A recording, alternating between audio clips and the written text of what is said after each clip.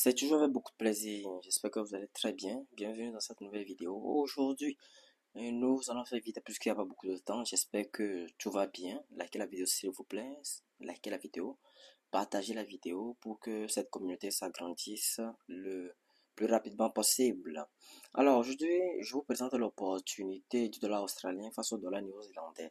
Cette opportunité, disons, cette stratégie, autant pour moi, n'est plus nouvelle pour vous, c'est une ancienne stratégie. Donc, vous avez déjà maîtrisé cette stratégie. Voilà, vous avez déjà maîtrisé cette fameuse analyse technique, dont cette stratégie que vous voyez à l'écran. Voilà, un beau canal haussier suivi d'une consolidation de marché. Et pour le coup, je vous ai décelé deux zones dangereuses. Voilà, nous nous trouvons actuellement en graphique H1. Voilà, qui est une très belle opportunité, une potentielle opportunité, si bien sûr nous avons les confirmations nécessaires. Voilà, et bien sûr, vous connaissez aussi les confirmations nécessaires. Attendez une cassure de clocher de bougie en dessous de notre zone de support. En l'occurrence, notre zone de support, c'est voilà, c'est ici. Ou soit le pullback, cassure plus retest.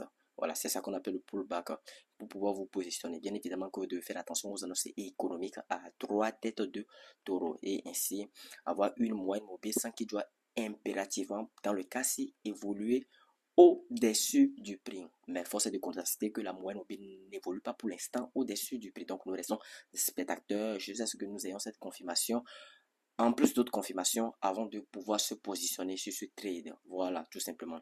Et n'oubliez pas, désolé, votre risque ratio.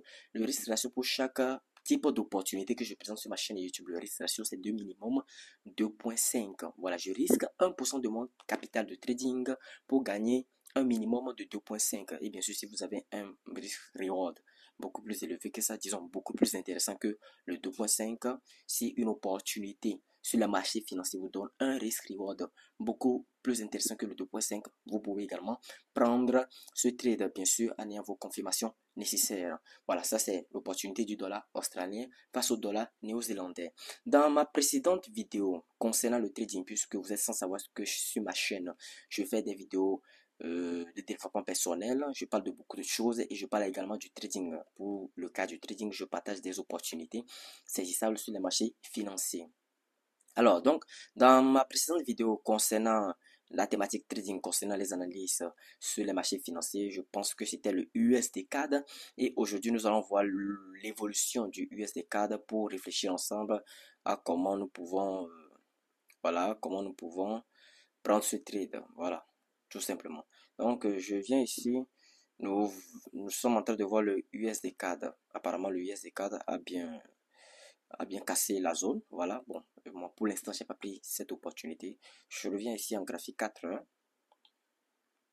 Voilà, je reviens ici en graphique 4 sur le USD CAD. Euh, le USD CAD en graphique 4 heures. Voilà, donc, voilà ce qu'il en est du USD CAD. N'oubliez pas aussi d'être actif dans l'onglet communauté de ma chaîne YouTube. Soyez réellement actif là. Donc, je propose des vidéos à venir concernant le développement personnel et aussi, je partage également les photos concernant les opportunités de trading pour ceux qui vont, disons, rater les vidéos. Je fais un récap, un rappel de ces opportunités là-bas sur l'onglet communauté de ma chaîne YouTube, Monsieur le Riche. Voilà, tout simplement. Donc, nous étions face à cette opportunité. Voilà. Aujourd'hui, nous pouvons constater que le marché, bon, disons, depuis le 13 février, 13 février 2025, aujourd'hui à 14 heures, je pense bien, voilà.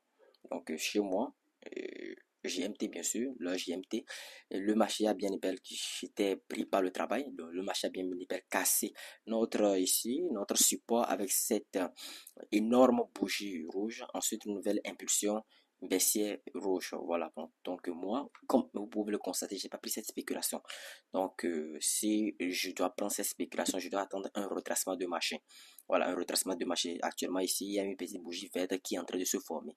Je dois attendre, voilà, il y a une petite bougie verte qui est en train de se former. Je dois attendre une petite évolution haussière du marché, un retracement de marché pour pouvoir me positionner parce que voilà, je ne veux pas prendre le risque de me positionner ici. Ce n'est pas un bon point d'entrée. Voilà. Bon, disons que le fameux bon point d'entrée serait de se positionner sur cette bougie. Là, ici, donc, disons, le marché a trop descendu. Donc, je vais attendre que le marché remonte un peu avant de me positionner.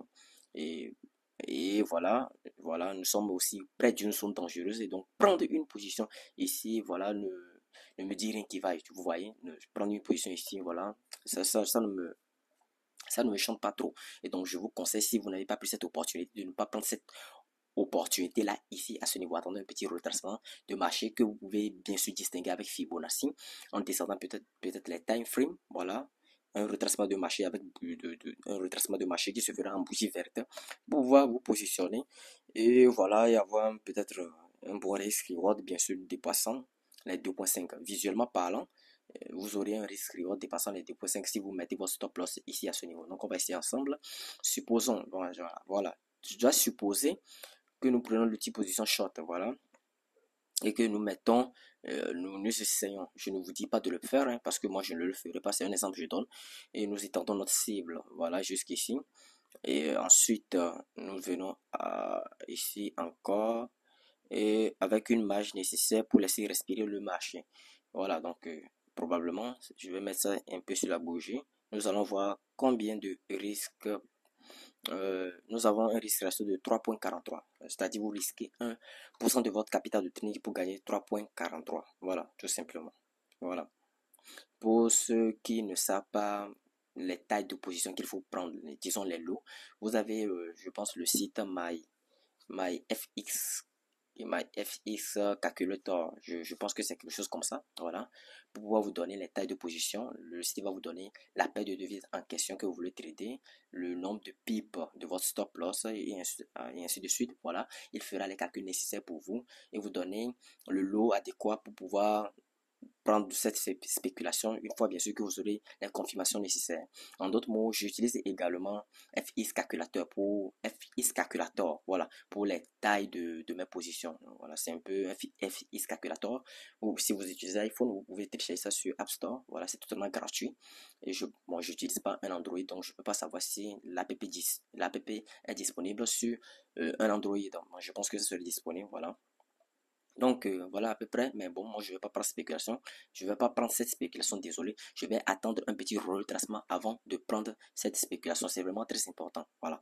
Je vais pas prendre le risque de me positionner, voilà, alors que le marché est potentiellement, voilà, le mot potentiellement ici est à ne pas négliger, alors que le marché est potentiellement en train de faire un petit retracement. Je vais attendre à ce que le marché fasse un petit retracement là, voilà, bien en bonne et due forme, bien sûr, comme l'exige la théorie de dos, une impulsion baissière et un retracement de marché, et pour pouvoir me positionner là-bas, voilà, grâce à Fibonacci, voilà.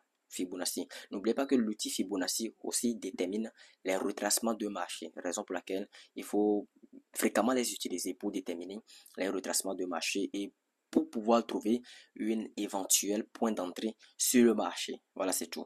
Je pense que j'ai assez bavardé sur cette opportunité. Je vous ai présenté dans cette vidéo deux opportunités. Bon, la première, c'était la nouvelle. Et ça, c'était une récapitulation l'ancienne, de l'ancienne opportunité qui a fait, qui a donné son confirmation, ses confirmations aujourd'hui. Voilà. Et donc, je pense que ça, c'est une très belle spéculation qui s'annonce. Je vais m'arrêter ici pour cette vidéo. Je ne veux pas que ma vidéo dure trop. Abonnez-vous à ma chaîne, partagez les vidéos, soyez également actifs sur les vidéos de développement personnel que je vous partage sur ma chaîne et également les vidéos de trading. Donc soyez actifs des deux côtés. N'oubliez pas l'onglet communauté de ma chaîne YouTube. Voilà, là-bas je partage fréquemment beaucoup d'informations. Sur ce, je vous dis à plus.